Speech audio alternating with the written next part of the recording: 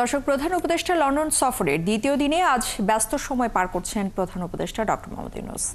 এ নিয়ে বিস্তারিত জানাতে লন্ডন থেকে আমাদের সাথে যুক্ত হচ্ছেন সহকর্মী আরিফ মাহফুজ। আরিফ, একটু জানাবেন, আজ তো উপদেষ্টার লন্ডন সফরের দ্বিতীয় দিন, সেক্ষেত্রে আজ কি কি ধরনের কর্মসূচি রয়েছে?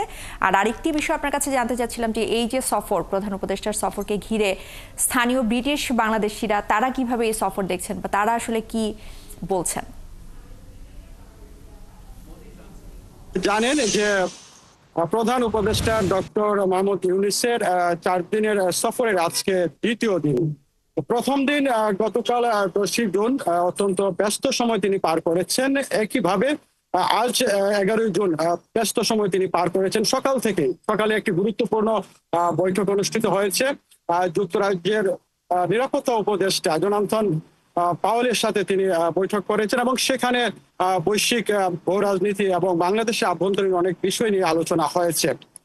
এরপরে কিন্তু তিনি একটি ঐতিহাসিক সংলাপে যোগ দিয়েছিলেন।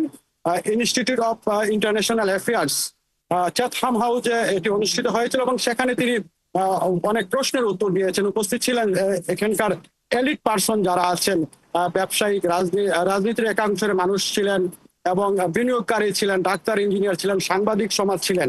সেখানে অনেক প্রশ্ন উত্তর দিতে গিয়ে ডক্টর মোহাম্মদ ইউনূস বলেছেন যে আগামী নির্বাচন হবে ইতিহাসের একটি শ্রেষ্ঠ এবং সুন্দর নির্বাচন এবং আগামী জুলাই সনদ কিন্তু সব রাজনৈতিক দলের ঐকমত্যের ভিত্তিতে ঘোষণা করা হবে। বিভিন্ন প্রশ্নের উত্তর তিনি সুন্দরভাবে দিয়েছেন। এভাবেই তার আজকের কর্মসূচি চলছে। আজকে সবচেয়ে আরেক বড় একটি কর্মসূচি রয়েছে, অর্থাৎ রাজা কিংস চার্লসের আমন্ত্রণে আজকে তিনি নৈশভোজে যোগ দিবেন। সেটি হচ্ছে যে কিংস ফাউন্ডেশনের 35তম বর্ষপূর্তি উপলক্ষে আজকের এই নৈশভোজ। এখানে অতিথি যারা আছেন, আমন্ত্রিত অতিথি, তারা যোগ দিবেন। সেই সাথে ডক্টর মোহাম্মদ ইউনূস উপস্থিত থাকবেন। আজকের পর আগামীকালকে যে মূল অনুষ্ঠান রয়েছে, যার জন্য তিনি ব্রিটেনে এসেছেন সফরে, রাজা কিংস চার্লসের আমন্ত্রণে, অর্থাৎ অ্যাওয়ার্ড গ্রহণ করার জন্য হারমোনি অ্যাওয়ার্ড তিনি গ্রহণ করবেন বাকিংহাম প্যালেসে। এটা আগামীকালকে হবে। এর পরবর্তীতে সবচেয়ে আলোচিত যে বিষয় এবং যার জন্য সবাই দেশে বিদেশে বাংলাদেশিরা অপেক্ষা করছেন, অর্থাৎ বিএনপির ভারপ্রাপ্ত চেয়ারম্যান তারেক রহমানের সাথে ডক্টর মোহাম্মদ ইউনূসের একান্ত বৈঠক। এই বৈঠককে 1-to-1 বৈঠক বলা হয়েছে।